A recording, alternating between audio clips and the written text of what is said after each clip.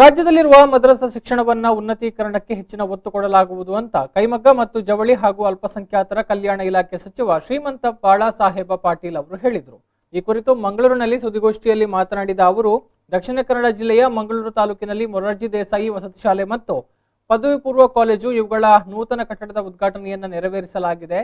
10 ಕೋಟಿಯ 2 ಕಟ್ಟಡಗಳ ಉದ್ಘಾಟನೆಯನ್ನು ನೆರವೇರಿಸಿ ಇದೀಗ 40 ಕೋಟಿಯ 4 ಕಟ್ಟಡಗಳಿಗೆ ಶಂಕುಸ್ಥಾಪನೆಯನ್ನ ಮಾಡಿದ್ದೇವೆ। ನಮ್ಮ ಇಲಾಖೆಗಳಿಂದ ಉತ್ತಮ ಶಿಕ್ಷಣ ನೀಡಲು ವ್ಯವಸ್ಥೆಯನ್ನ ಕಲ್ಪಿಸಲಾಗಿದೆ। 40,000 ವಿದ್ಯಾರ್ಥಿಗಳು ಇಲ್ಲಿ ಶಿಕ್ಷಣವನ್ನ ಪಡಿತಾ ಇದ್ದಾರೆ। ಧಾರವಾಡದಲ್ಲಿ ಉತ್ತಮ ಶಿಕ್ಷಣ ಪಡೆದು 100ಕ್ಕೆ 100 ಫಲಿತಾಂಶ ಪಡೆಯುತ್ತಾರೆ। ನಮ್ಮ ಇಲಾಖೆಯ ಶಿಕ್ಷಣ ಅತ್ಯುತ್ತಮವಾಗಿದೆ। ಕೊರೋನಾ ಸಂದರ್ಭದಲ್ಲಿ ನೆನಗುದಿಗೆ ಬಿದ್ದ ಅಲ್ಪಸಂಖ್ಯಾತರ ವಿದ್ಯಾರ್ಥಿ ವೇತನಕ್ಕೆ ಶೀಘ್ರ ಕ್ರಮ ವಹಿಸಲಾಗುವುದು। ವಿದ್ಯಾರ್ಥಿಗಳಿಗೆ ತಕ್ಷಣವೇ ವಿದ್ಯಾರ್ಥಿ ವೇತನವನ್ನು ಕೊಡಲಾಗುವುದು ಅಂತ ಹೇಳಿದರು।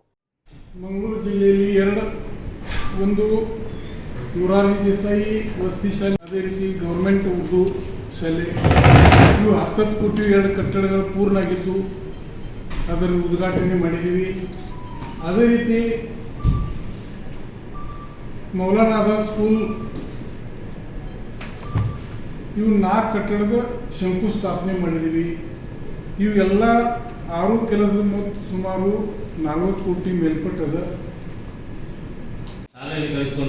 SSLCದಲ್ಲಿ ಏನು ಒಂದು science, physics, chemistry, general science, mathematics ಇರ್ತವೆ, ಅದು ಒಂದು ಬರಬೇಕು। ಅಡ್ಮಿಷನ್ ಅವ್ರಿಗೆ ಮುಂದೆ ತಗೋಲಕ್ಕೆ ಈಸಿ ಆಗಬೇಕು, ಸಮಾನವಾಗಿ ಒಂದು ಇಡೀ ರಾಜ್ಯದಲ್ಲಿ ಇದ್ದಂಥ ಮದರಸಾ ಏನದಾವು ಅವರು ಎಲ್ಲರಿಗೊಂದು ತಜ್ಞರಾದರು। ಅವ್ರ ಜೊತೆಯಲ್ಲಿ ಅವರು ಒಂದು ಸಿಲೆಬಸ್ ತಯಾರು ಮಾಡ್ತೀವಿ।